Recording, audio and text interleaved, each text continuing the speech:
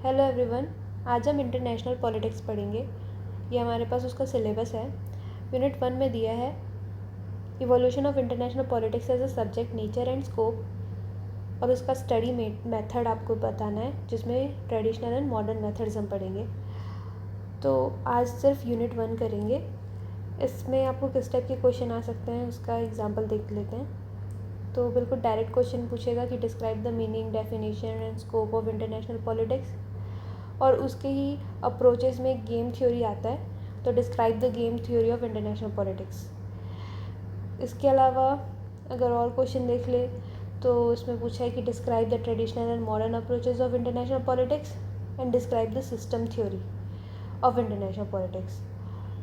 तो अभी आप क्वेश्चन देख लिए, अब हम स्टार्ट करते हैं। सो जैसे कि सिलेबस में था evolution of international politics as a subject, nature and scope.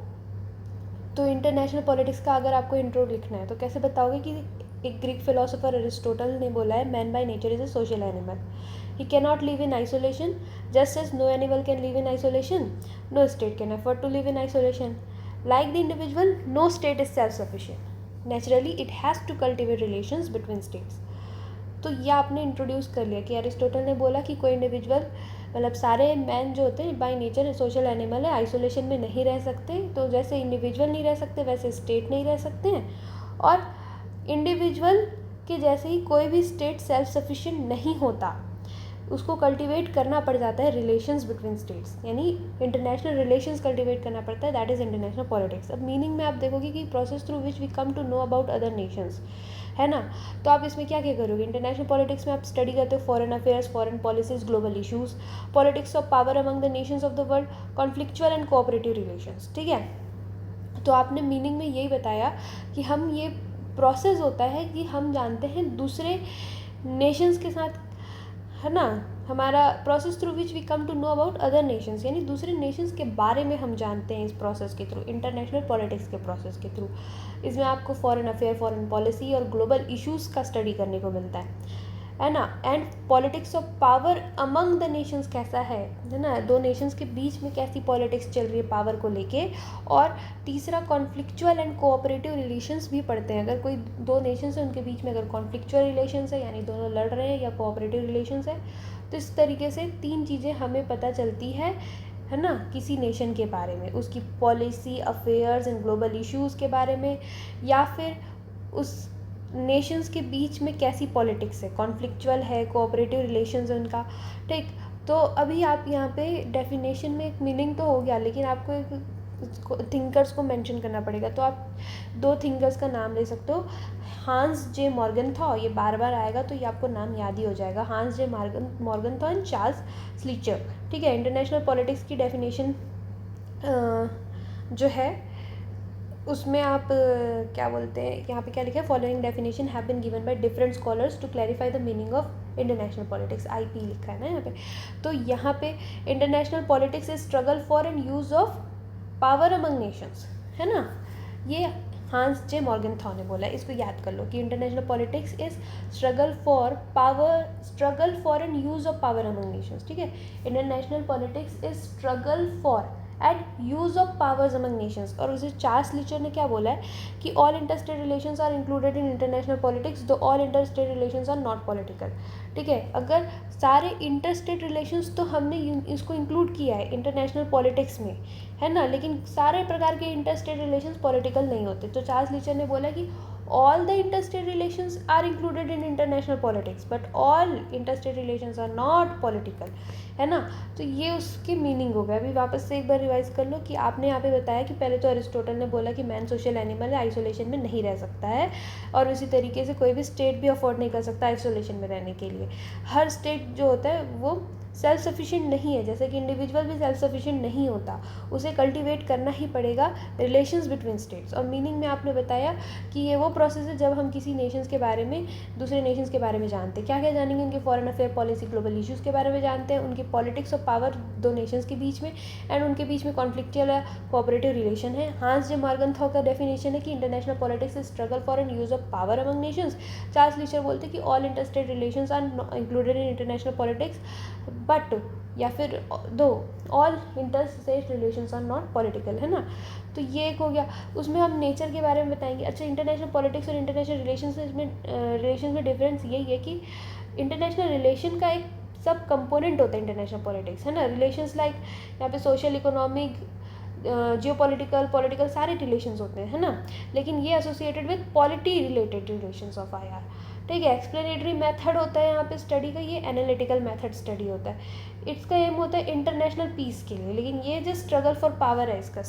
International politics करेगा कोई भी एक नेशन दूसरे के साथ पॉलिटिक्स क्यों कर रहा है, वो स्ट्रगल ऑफ पावर है उसका, है ना। उसके बाद स्ट्रगल फॉर पावर, है ना। नेचर क्या है यहाँ पे, इसमें आपको बहुत सारे नेचर हो सकते हैं, इसको याद रखना पड़ेगा कि sovereign states are is chief actors, है ना। जैसे institutions like UN can not mediate, not enforce fully, है ना। अभी आप हमारा इंडिया अपनी मर्जी से चलेगा, UN उसको ज़बरदस्ती नहीं कर सकता कि ये करना है। तो वही है, चीफ एक्टर्स कौन है इसके, सोवरेन स्टेट्स है। Protection of national interest is the objective, है नहीं कि energy security policies of India वो अपने नेशनल इंटरेस्ट के लिए है, ठीक है। उसके बाद international politics is the struggle for power.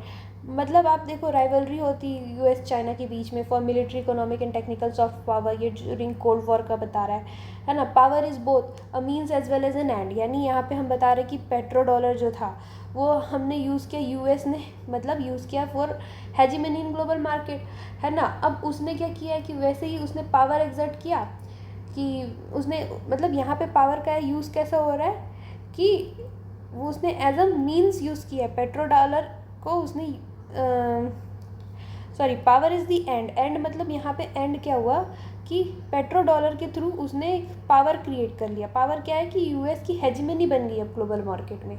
अब पावर जो है वो मीन्स की तरह यूज़ किया जाएगा, यानी US ने पावर यूज़ किया वेनेजुएला के ऊपर, मतलब उसको इलीगल ऑक्यूपेशन कर लिया वेनेजुएला का, तो उससे उसको क्या मिला, टू मेंटेन, उसने अपने पेट्रो डॉलर को मेंटेन करने के लिए, है ना, कि उसको एंड क्या गोल था कि मेरा पेट्रो डॉलर का वर्चस्व तो बना रहे, ठीक है। तो उसके लिए उसने पहले पावर यहाँ पे एग्जर्ट किया, तो ये मीन्स हुआ। और यहाँ पे एंड ये था कि US ने अपनी हेजिमनी बनाई, है ना, पावर एग्जर्ट मतलब पावर क्रिएट किया। कैसे, तो उसमें पेट्रो डॉलर यूज़ करके किया है पावर, तो पावर यहाँ पे एक एंड गोल था, ठीक है। तो वो दोनों हो सकते हैं, इंटरनेशनल पॉलिटिक्स में पावर मीन्स भी है एंड भी है। Conflicts are condition of international politics, ठीक है। अभी आपने कॉन्फ्लिक्टिव और कोऑपरेटिव पढ़ा, तो वहीं से ही ले आओ कि कॉन्फ्लिक्ट जो है वो इंटरनेशनल पॉलिटिक्स का ही कंडीशन है, कि border tensions between India and China हो गया, है ना, या टेरिफ वॉर हो जाता है US का, तो ये सब तो कॉन्फ्लिक्ट्स ही हैं, है ना, जो इंटरनेशनल पॉलिटिक्स में देख सकते हैं हम। International politics is a process of conflict resolution and cooperation, है नहीं। तो यहाँ पे कॉन्फ्लिक्ट रिजोल्यूशन का प्रोसेस है, मतलब कोऑपरेशन का प्रोसेस, यानी जैसे हमने क्लाइमेट एग्रीमेंट देखा, like Paris agreement 2015, COP21, like अभी हमने फ्री ट्रेड एग्रीमेंट देखा, mother of all deals with EU, है ना।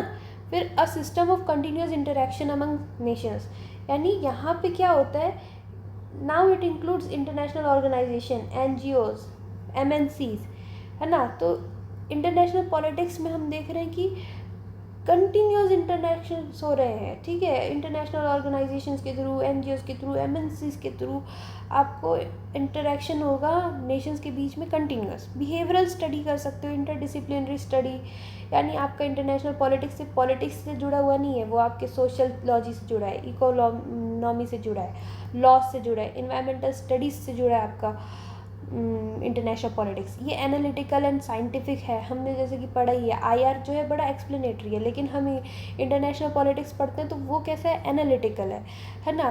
तो ये डायनेमिक नेचर का होता है, क्योंकि ये देखो, अभी आप देखो, shift from cold war rivalry to globalization हो गया after the fall of Soviet Union. वैसे राइज ऑफ साइबर वॉरफेयर, है ना। US जो है इजराइल एंड ईरान का वॉर 2025 में हम देख रहे हैं बहुत ज़्यादा, है ना। तो अभी आप इसमें नेचर में आपको क्या क्या याद हो सकता है, तो आप ये याद रख लो कि सोवरेन स्टेट्स जो है वो तो चीफ एक्टर होते हैं, है ना। अब इनका सोवरेन स्टेट से ही आपको क्या आ जाएगा, नेशनल इंटरेस्ट को प्रोटेक्ट करना ऑब्जेक्टिव है ना। और ये तो लिखा ही है, international politics is struggle for power हर जगह, ठीक है। फिर power is both ends and mean, ठीक है। यहाँ से पावर के बारे में बता दो, power both and and mean है। फिर कॉन्फ्लिक्ट्स बता दो कि ये कंडीशन है इंटरनेशनल पॉलिटिक्स का, ठीक। इंटरनेशनल पॉलिटिक्स प्रोसेस है कोऑपरेशन के लिए, है ना। एंड यहाँ पे कंटिन्यूस इंटरेक्शन होगा इन नेशंस के बीच में, इंटरडिसिप्लिनरी है, एनालिटिकल है, डायनेमिक नेचर हमारा, ठीक है। तो सोवरेन स्टेट क्या है, चीफ एक्टर है। और उस सोवरेन स्टेट से आप बताओ कि इसका नेशनल इंटरेस्ट को प्रोटेक्ट करना काम है।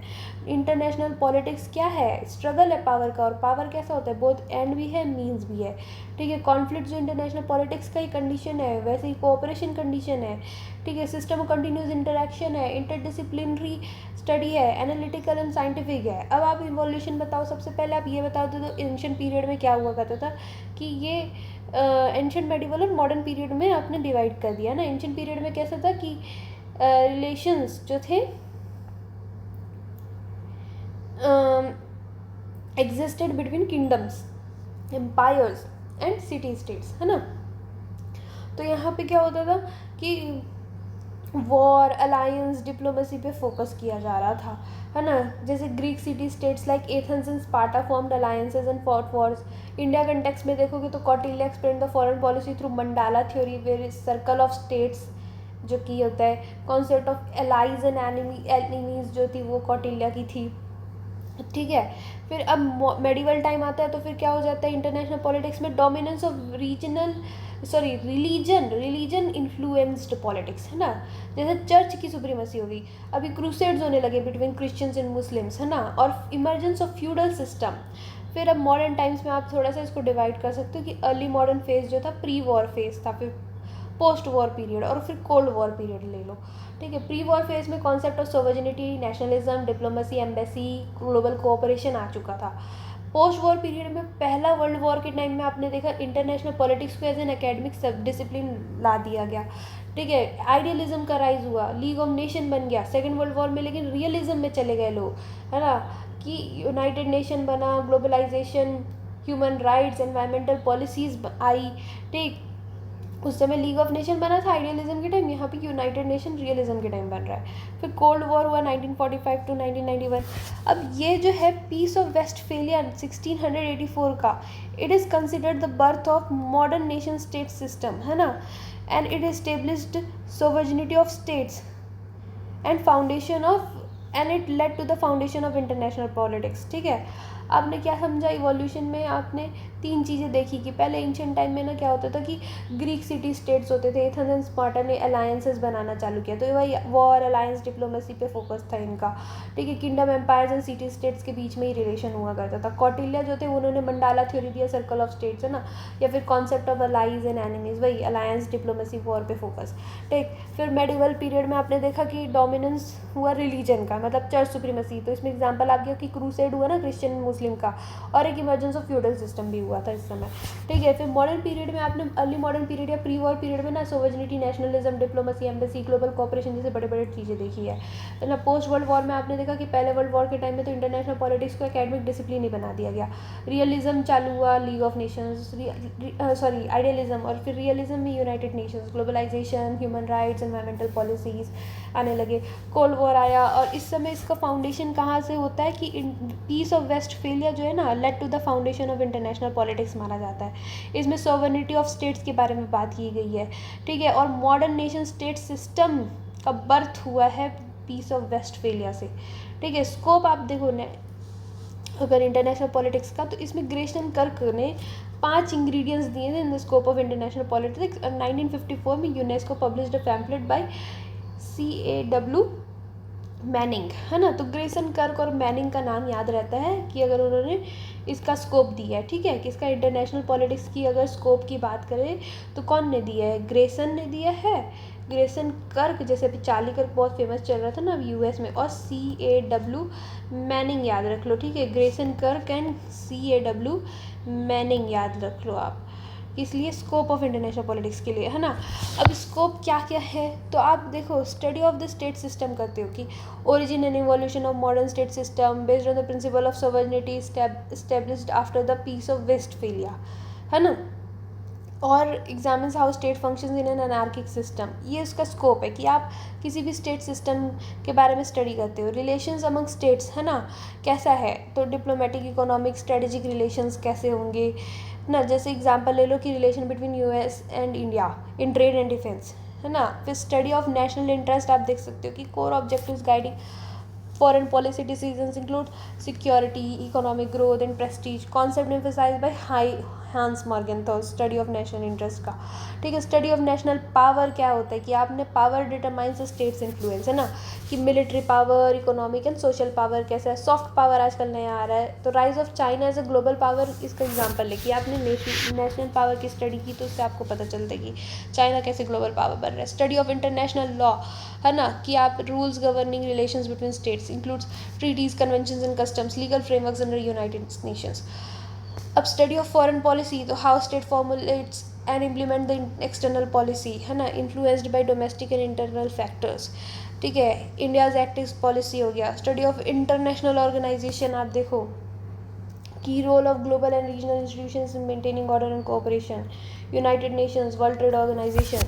स्टडी ऑफ जियो पॉलिटिक्स में देखते हैं influence of geography on political power and strategy, includes location, resource and strategic routes, importance of the Indo Pacific region in global politics. Study of conflict management and resolution, तो इसमें क्या है, to prevent and resolve conflicts, जैसे कि negotiation, mediation and arbitration, आप 3 method होते हैं ना कॉन्फ्लिक्ट रिजोल्यूशन के। एग्जाम्पल आप पीस कीपिंग मिशन दे सकते हो यूनाइटेड नेशन का। Study of war and peace, ठीक है, causes, types and consequences of war, strategies for maintaining peace, है ना। तो इसमें आप क्या करते हो, study of wars like World war 2, study of ideology करते हो कम्युनिज्म, कैपिटलिज्म का। Study of nationalism, colonialism and imperialism, है ना, जो जैसे डीकोलोनाइजेशन हुआ after world war 2। Study of disarmament, nuclear treaties and global non proliferation effort. Study of policy making, role of leaders, institution, bureaucracy. Study of environment, Paris agreement on climate change, जैसे study of issues related to human rights, है ना, या फिर study of issues related to economic factors, trade, development, globalization, inequality, role of institutions like IMF, world bank. तो इसमें क्या क्या नहीं आ गया, है ना। इसमें आप स्कोप में मतलब हर चीज़ भर दो भाई, हर चीज़ कि आप स्टेट का सिस्टम कैसा है, उन स्टेट्स के बीच में रिलेशंस कैसा है, नेशनल इंटरेस्ट क्या होती है कंट्री की, उसकी national power, military, economic, political power क्या है। इंटरनेशनल लॉ को आप स्टडी करोगे, है ना, कि यूएन का जो लीगल फ्रेमवर्क है वो सब आप इंटरनेशनल पॉलिटिक्स में जो हो उसमें स्कोप है वो उसका। ठीक है, उसी तरीके से फॉरेन पॉलिसी आप स्टडी करते हो कि एक्ट ईस्ट पॉलिसी, इंडिया की एग्जांपल ले लो। इंटरनेशनल ऑर्गेनाइजेशन को स्टडीज़ करते हो आप, है ना। जियो पॉलिटिक्स को आप स्टडी करोगे कि इंडो पैसिफिक रीजन का क्या ग्लोबल पॉलिटिक्स में इंपॉर्टेंस है। ठीक है, कॉन्फ्लिक्ट मैनेजमेंट एंड रिजोल्यूशन, इसमें 3 मेथड है, negotiation, mediation and arbitration. War and peace के लिए स्टडी करोगे, जैसे वर्ल्ड वॉर 2 का स्टडी किया आपने। ठीक है, इंटरनेशनल पॉलिटिक्स में ज़रूरी है ना, वर्ल्ड वॉर 2 पढ़ते हैं। आइडियोलॉजीज की स्टडी करते हो, ठीक है, nationalism, colonialism, imperialism, डिसआर्मामेंट, policy making, environment, जो भी मतलब आपने देखो ये जो सिलेबस में ना आपके सारे टॉपिक्स होंगे ना उसी को लिख देना है कि स्टेट सिस्टम, रिलेशन कैसा है, nation interest, nation power, international law, foreign policy, जो मन में आ रहा होगा, इंटरनेशनल ऑर्गेनाइजेशन, जियो पॉलिटिक्स, है ना, कॉन्फ्लिक्ट मैनेजमेंट रिजोल्यूशन के लिए बात हुई, और वॉर पीस की, आइडियोलॉजीज़ की स्टडी करो, नेशनलिज्म, कॉलोनियलिज्म, इंपीरियलिज्म का स्टडी करो, डिसआर्मामेंट, policy making, environment, human rights की इश्यूज़, इकोनॉमिक फैक्टर्स की इश्यूज़। देखो ये सारी चीज़ें ना अपना क्या मिल जाएगा आपको, ये सिलेबस में मिल जाएगा।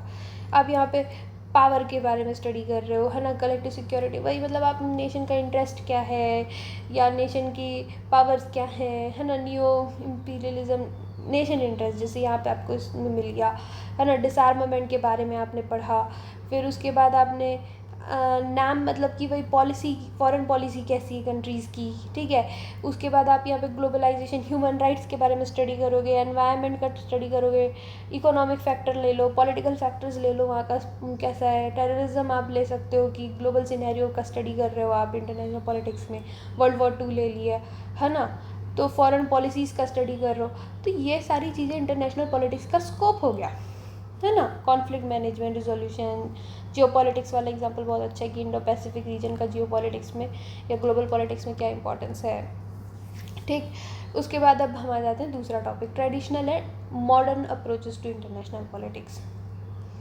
ठीक है, तो आई थिंक ये वीडियो लंबा हो रहा है तो इसको हम नेक्स्ट पार्ट में करते हैं।